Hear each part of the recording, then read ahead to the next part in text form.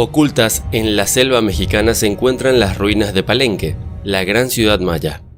Conocida por su arquitectura imponente, templos inmensos, arte y tesoros, ha atraído durante siglos a exploradores, saqueadores de tumbas y arqueólogos. Este lugar es el hogar del Templo de las Inscripciones, el cual alberga la tumba de uno de los líderes más famosos de Palenque, el rey Pacal. El hallazgo del sarcófago en el siglo XX dejó sorprendido al mundo, y desde entonces el evento ha estado rodeado de muchísima controversia. Ubicado en el hoy estado de Chiapas, México, el Templo de las Inscripciones se cuenta entre los monumentos más famosos del mundo maya y es la mayor estructura piramidal escalonada de Mesoamérica. Su nombre antiguo era La Camjá, que significa Grandes Aguas, y su nombre moderno proviene del asentamiento colonial español de Santo Domingo de Palenque. La existencia de las ruinas se desconocía hasta 1773, año en el que el explorador español Ramón de Ordóñez y Aguilar las descubrió. Aún así, Palenque fue redescubierta y olvidada varias veces hasta el año 1841, cuando los exploradores John Lloyd y Friedrich Catherwood, considerados como los pioneros de la arqueología maya, documentaron y aportaron ilustraciones del lugar en su libro. Sus informes fueron superiores tanto en precisión como en volumen comparados con los pequeños reportes que habían sido publicados antes sobre las culturas mesoamericanas antiguas. La tumba de Pacal, hallada en el interior del edificio, fue penetrada por los arqueólogos por primera vez en la década de 1950, y lo que encontraron asombraría tanto a arqueólogos como a historiadores. La tumba estaba cubierta con una gran losa de piedra que pesaba más de 1 tonelada y estaba grabada con muchos jeroglíficos e imágenes que han llevado a un gran debate a lo largo de los años. De acuerdo a los académicos, la tapa del sarcófago en el Templo de las Inscripciones es una pieza de arte clásico maya. La interpretación comúnmente aceptada de la tapa del sarcófago es que es la representación de Pacal descendiendo al Xibalba, que es el inframundo maya, pero los teóricos de los antiguos astronautas creen que este relieve esculpido es una prueba de la visita de los extraterrestres, ya que el relieve muestra a un hombre en un artefacto o algún tipo de transporte asquerosamente similar a un módulo espacial moderno pequeño. Ellos argumentan que al examinar la talla se puede ver una interpretación en 2D de Pacal sentado en una posición horizontal, tal y como los astronautas de hoy en día tienen que sentarse para evitar que se desmayen debido a las fuerzas G experimentadas durante el despegue. Se puede ver también que Pacal maneja algún tipo de controles con las manos y los pedales de funcionamiento con los pies, y esto lo hace del mismo modo que nuestros astronautas lo hacen en las cápsulas de vuelo. Incluso tiene un aparato conectado a su nariz que probablemente le habría suministrado oxígeno durante el vuelo. Las decoraciones se parecen a los intrincados controles y mecanismos tecnológicos que vemos en las naves espaciales modernas. Incluso hay llamas y humo implícitos en los propulsores en la parte inferior de la nave. Ellos también afirman que los artistas primitivos mayas representaron lo que vieron lo mejor que pudieron desde su memoria y lo inmortalizaron en este relieve de piedra. Y aunque los escépticos dicen que no existe sustento para esta teoría, quizás un misterioso artefacto que supuestamente se encontró dentro de la tumba podría cambiarlo todo. Un conjunto de imágenes muestra un artefacto que según distintas fuentes fue hallado debajo de la tumba de Pacal. Este objeto tiene una semejanza con los propulsores de cohetes. Su forma deliberadamente esculpida es parecida a la de un cohete de 3 conos, y claramente no pretendía ser un adorno con una forma tan poco manejable. Este artefacto, si de hecho representa algún tipo de antiguo propulsor, arroja algunas preguntas bastante controvertidas pero interesantes. ¿Es una mera escultura de basalto o está hecho de alguna forma de metal? ¿Este artefacto fue creado por Pacal? ¿Fue idea suya? ¿O solo fue un objeto que su gente encontró y posteriormente lo trajeron a él? ¿Es realmente una nave lo que Pacal intentó representar en la tapa de su tumba? Al igual que otros youtubers y páginas dedicadas a la investigación de arqueología misteriosa, no he podido encontrar muchas más fotografías ni datos de este artefacto, pero las fuentes aseguran que está alojada dentro de los profundos sótanos oscuros del Museo Nacional de Antropología de México. Tampoco he hallado nada que contradiga rotundamente a la teoría del cohete espacial. No hay artículos que hablen sobre este tema realmente. No hay artículos que muestren algún tipo de estudio de datación o cosas por el estilo. Y yo me pregunto, ¿por qué no se ha escuchado más sobre este intrigante artefacto? La mayoría de los teóricos de los alienígenas ancestrales creen que está siendo ocultado por el gobierno mexicano, alegando que los mismos no quieren que el mundo sepa que los mayas tuvieron contacto con seres de otros mundos. Hay que agregar a esto el hecho de que el cuerpo de Pakal no estaba en la tumba cuando fue descubierto. Y digo esto porque se documentó que Pakal vivió hasta la edad de 80 años antes de regresar a las estrellas, pero solo los restos de una persona de 40 años estaban en la tumba. No hay evidencia de que fue manipulada o robada. La tumba estaba sellada desde el año 683 después de Cristo. No se ha encontrado a Pakal por ningún lado, o al menos no se ha encontrado al Pakal de 80 años que se documentó. Nadie sabe por qué el cuerpo de otra persona fue sepultado en la pirámide. De manera casi inobjetable para los teóricos de los alienígenas ancestrales, Pakal fue uno de los antiguos astronautas y de hecho regresó a las estrellas en una nave espacial y que el evento fue documentado en la tapa de esta tumba. El templo de la pirámide y la tumba fueron creados por los mayas para registrar el evento durante las siguientes generaciones y esperaban que Pakal regrese algún día, ya que era eso lo que hacían los mayas. Documentaban lo que veían, expresaban su arte mediante la observación de las estrellas, el agua, la selva, en fin, de la naturaleza que los rodeaba. Por eso llama mucho la atención que representen de una forma tan peculiar a uno de sus líderes más importantes.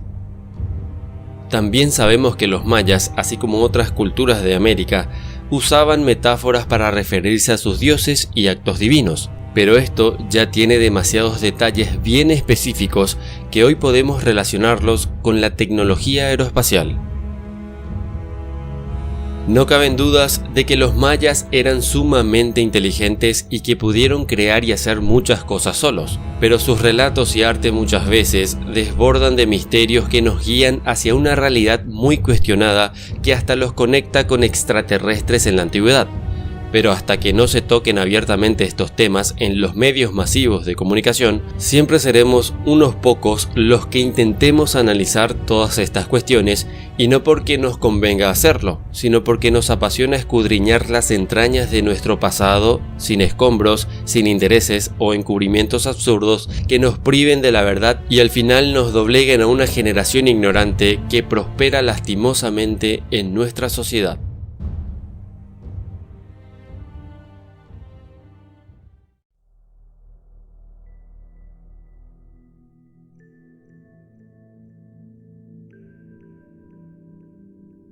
El magnífico complejo fue construido en honor a la diosa Hathor y se la considera una de las deidades más importantes del antiguo Egipto.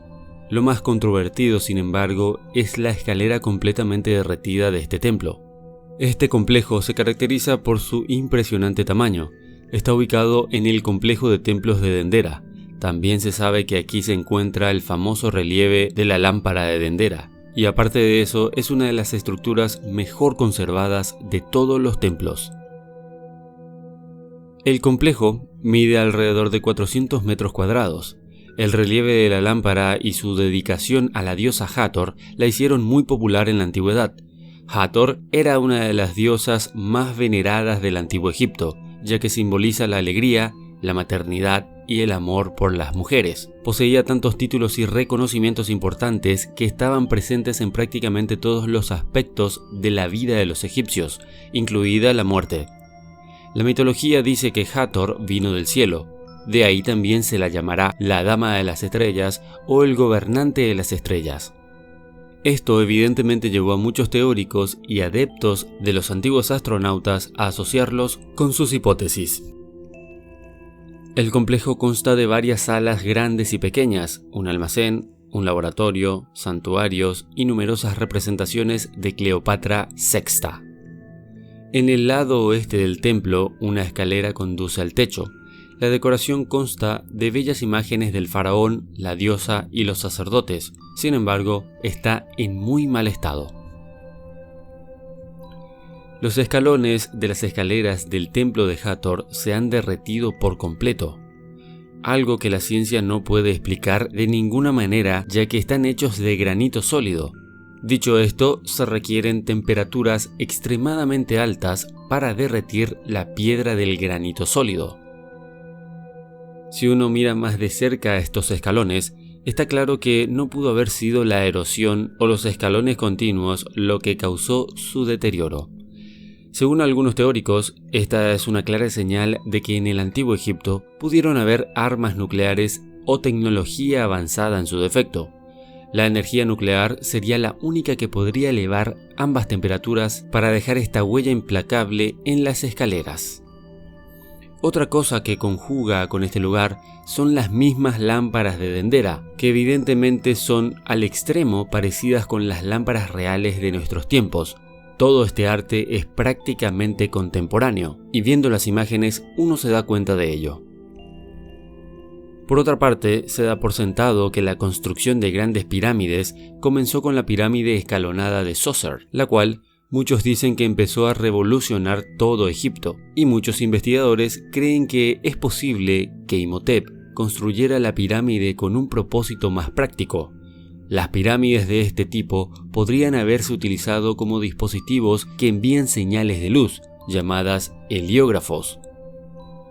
Las señales pueden cambiar de dirección al cubrir diferentes lados de la pirámide. Estas señales podrían haberse utilizado para advertir sobre invasiones enemigas. En las pirámides egipcias, los telégrafos ligeros habrían podido funcionar incluso de noche. Placas de arcilla gigante, casi planas, llenas de aceite inflamable, podrían generar suficiente luz para reflejarse en los lados dorados de la pirámide. La luz sería visible desde al menos 10 kilómetros. Algunos arqueólogos e ingenieros creen que el objetivo principal de las pirámides escalonadas no era enterrar a sus muertos. Las pirámides escalonadas de Egipto actuaban como un sistema de telecomunicaciones único que constaba de resonadores dioeléctricos piramidales y antenas refractarias. Según esta teoría, todos los túneles, pasajes, conductos de ventilación, cámaras funerarias y templos interiores se utilizaron como guías de ondas, resonadores, filtros, etcétera, etcétera. Las pirámides fueron hechas de granito y basalto, por lo que la electricidad está fuera de discusión, pero la paleoelectricidad en el antiguo Egipto es algo que continúa molestando a los conceptos principales de la historia. Veamos un fresco antiguo muy extraño conocido popularmente como la lámpara de Dendera o la luz de Dendera. Los sirvientes del faraón sostienen un objeto extraño, parecido a una bombilla, conectado a un conductor y una batería. Hay muchas versiones sobre cómo los antiguos egipcios podrían haber usado los artefactos paleoeléctricos, pero ninguna de ellas pudo ser robada porque el fresco está acompañado por un solo himno religioso en honor a Ra. Los arqueólogos alternativos creen que estos símbolos definitivamente representan dispositivos eléctricos. Apoyan sus teorías con hallazgos arqueológicos como los conductores de cobre y grandes objetos de arcilla, llamados baterías de Bagdad. Estos, incluso hasta el día de hoy, suscitan debates entre los arqueólogos e investigadores de todos los ámbitos. Aquellos que han examinado la jarra de arcilla de cerca dicen que hay una serie de cosas que indican que es una celda húmeda o batería. La vasija de barro anodina tiene solo 5,5 pulgadas de alto por 3 pulgadas de ancho. La abertura se selló con un tapón de asfalto que sostenía en su lugar una hoja de cobre enrollada en un tubo. Este tubo se tapó en la parte inferior con un disco de cobre mantenido en su lugar por más asfalto. Se clavó una barra de hierro estrecha a través del tapón de asfalto y se colgó en el centro del tubo de cobre, esto sin tocar ninguna parte de él. Es por eso que la antigua vasija de barro iraquí se ha popularizado como una batería, la batería de Bagdad. Lo que queda es quién y por qué enseñó a los antiguos egipcios a usar la electricidad. Este propósito tendría que ver con la construcción de las pirámides y los monumentos impresionantes que esta antigua civilización posee. Muchísimos creen que el antiguo Egipto poseía una tecnología que hoy en día está perdida. Nadie sabe cómo construyeron sus pirámides en el tiempo que los arqueólogos convencionales lo dicen. No se puede negar que ciertos motivos esculpidos o pintados en los templos del antiguo Egipto insinúan que definitivamente poseían algo más que solo cuerdas, cinceles de cobre y muchos esclavos, como la ciencia oficial nos quiere hacer creer. Es imposible construir una pirámide de 2.5 millones de bloques de por lo menos 2 toneladas cada uno en solo 20 años. Es algo verdaderamente inadmisible, y sé que todos los ingenieros estarían de acuerdo con que esto es imposible. Tampoco se puede estirar el tiempo de la construcción, ya que si lo estiran, entonces la civilización egipcia sería más longeva de lo que la arqueología oficial lo dice. De esta forma deberían reformular todo, y eso es algo que no quieren hacer. Además, les aterra saber que estos monumentos son mucho más viejos de lo que ellos dicen. Cientos de arqueólogos e investigadores de prestigio ya lo dijeron. La historia de la humanidad está incompleta. Estos vestigios son el producto de una humanidad más antigua de la que el mundo no quiere hablar, y quién sabe por qué. Concluyendo, estas escaleras del templo de Hathor fueron realmente derretidas por la simple erosión. Si nos fijamos en otros templos de Egipto, no se notan tales erosiones. Entonces, ¿por qué en este lugar sí y en otros lugares no? La respuesta estaría en Dendera. Este artefacto podría ser la clave para explicarlo, solo que nadie realmente lo quiere investigar a fondo, y las razones son los mismos arqueólogos oficiales y egiptólogos oficiales. Ellos no quieren que sean investigados por gente que no comparte su misma línea de pensamiento, lo cual da mucho que pensar, ¿no lo creen? Muchos de estos arqueólogos y egiptólogos, como por ejemplo el ilustre Zahi Hawass, ni siquiera quieren responder preguntas sobre otras teorías de construcción de las pirámides. Las respuestas que dan sencillamente fueron construidas por los egipcios y punto. Y muchos de ellos ni siquiera ofrecen entrevistas a investigadores del misterio, diciendo que todos son una manga de charlatanes. ¿Qué opinas tú? ¿Crees que los egiptólogos nos ocultan la verdad? ¿Crees que las pirámides de Egipto fueron construidas tal cual lo dice la ciencia oficial? Y por último, ¿crees que estas escaleras fueron derretidas por la simple erosión?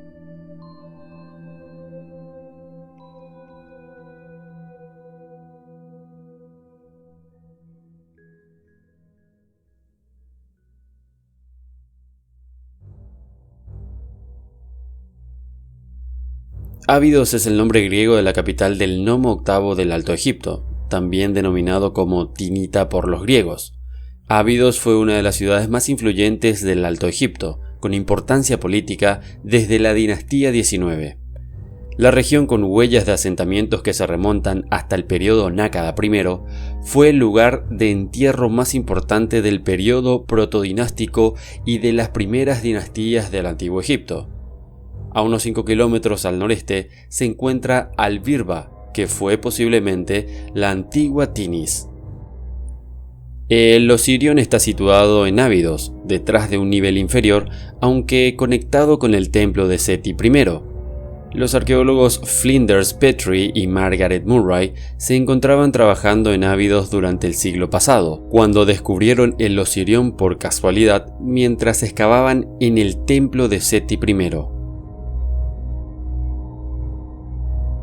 El Osirion fue construido originalmente a un nivel muy inferior al de los cimientos del templo de Seti I.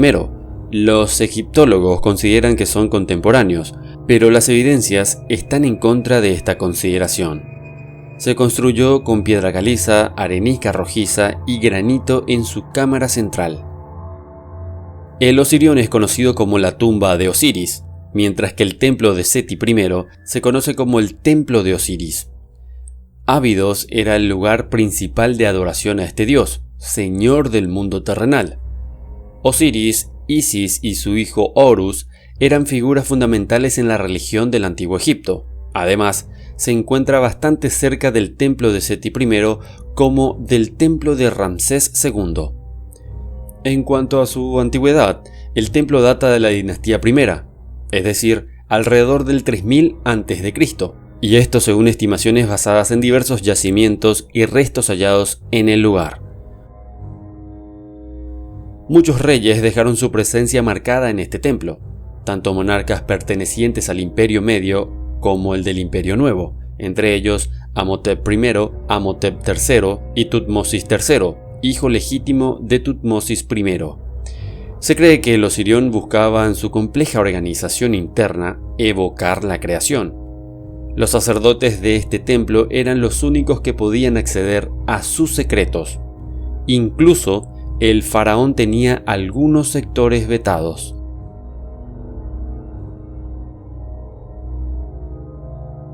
Este templo de Osiris es y siempre fue un gran dolor de cabeza para los egiptólogos. No resulta extraño que no se encuentren muchas informaciones o estudios oficiales acerca de él. Para empezar, se encuentra muchos metros por debajo del nivel de los templos vecinos. Según los geólogos, cuando se construyó, ese era el nivel del suelo y luego con el paso de los milenios, diversos sedimentos se fueron amontonando sobre él. De hecho, algunos estudiosos dan a entender que su datación real sería de más de 10.000 años de antigüedad. Tanto es así que si comparamos el tipo de arquitectura, se observa la diferencia claramente, pero los egiptólogos aducen como pruebas de su construcción por Seti las siguientes. Número 1. Está unido físicamente al templo de Seti I. Número 2. Hay una pequeña inscripción en el Osirión con el nombre de Seti, en el único lugar del templo en el que se han hallado inscripciones. Número 3. El lugar en general está asociado a Seti y a la adoración de Osiris. Son buenos puntos, hay que reconocerlo, pero sin embargo, frente a estos indicios tan débiles, se pueden contraponer estos. Número 1. Los cimientos del Osirión son mucho más bajos que los del templo de Seti y no existe motivo para ello. Además, la tierra excavada alrededor del Osirión se ha demostrado que está formada por sedimentos condensados del Nilo, depositados allí año tras año desde tiempos inmemoriales debido a las inundaciones anuales del Nilo. Número 2. El diseño del templo de Seti en sí mismo es inusual, ya que no se construyó en base a la forma rectangular estándar como sucede con el resto de templos de este periodo, sino que tiene la forma de L. No se puede ver ninguna razón lógica para ello, excepto el hecho de que el Osirión enterrado fuese descubierto durante la construcción del templo, forzando así un cambio de planes. Número 3. Quizás la razón más poderosa en contra de la datación convencional de esta estructura sea su contexto arquitectónico. Verán, la nueva arquitectura del reino es increíblemente distinta en su estilo y forma, y aunque cada templo del Imperio Nuevo es único, hay múltiples coincidencias estilísticas entre sus diseños. En cambio, el Osirión no exhibe ninguno de estos rasgos. Se observa en él una sorprendente ausencia de inscripciones, su construcción con megalitos es única del Imperio Nuevo y parece casi absurdo que Seti I construyese su templo a un nivel y el Osirión en cambio bastante metros más profundo sobre las rocas del subsuelo. Es absurdo. Existen ciertos sectores de la ciencia que piensan que este templo no fue obra de egipcios, sino más bien que ellos lo encontraron, construyeron sus templos alrededor y lo reverenciaron durante milenios. Resulta curioso que, a pesar de tan grandes evidencias en contra, la egiptología en general no puede reconocer el hecho de que el Osirión es mucho más antiguo de lo que dicen sus dataciones convencionales. Y me pregunto y nos preguntamos todos, ¿por qué los supuestos expertos aún se aferran desesperadamente a sus débiles premisas? ¿Por qué hacer eso si podemos aferrarnos a los hechos? Además de todo lo anterior y el bochorno de la egiptología en general, existe otro detalle muy importante, y aparentemente fue excluido por los egiptólogos. y es que puede observarse en sus muros, si los estudiamos bien, la flor de la vida aparece en varias ocasiones tallados en la roca. Unas formas que no están pintadas claramente, sino grabadas en la roca. ¿Y qué tiene esto de especial? Lo especial es que fue grabada de tal forma que aunque cortes un pedazo, el dibujo continuará apareciendo allí. Fueron talladas con solo unos milímetros de espesor y varios centímetros de profundidad. Hay quienes se atreven a aventurarse, sin pruebas obviamente, que parecieran ser grabadas con láser. Sea como fuere, la cuestión es que no se tiene la menor idea de cómo pudieron realizarse tales grabados, puesto que en los textos antiguos no aparecen nada acerca de ellos y tampoco son jeroglíficos. Y volviendo a la flor de la vida, ¿qué significado tiene este símbolo? En la actualidad, para nosotros, podría significar la iluminación, el renacimiento, la expansión del universo, la creación, vida, la muerte y resurrección, la proliferación de la energía, en fin, muchas cosas significan desde nuestros conocimientos actuales. Y todos los conceptos que podemos atribuirle a ella tienen sí o sí semejanzas entre sí. El templo de Osirión es el lugar más antiguo conocido en el que aparece la flor de la vida. Luego misteriosamente se han ido encontrando en todo el mundo. Turquía, China también se pueden observar en el arte fenicio, asirio, indio, asiático, de Medio Oriente, el arte medieval, en fin, en muchos lugares.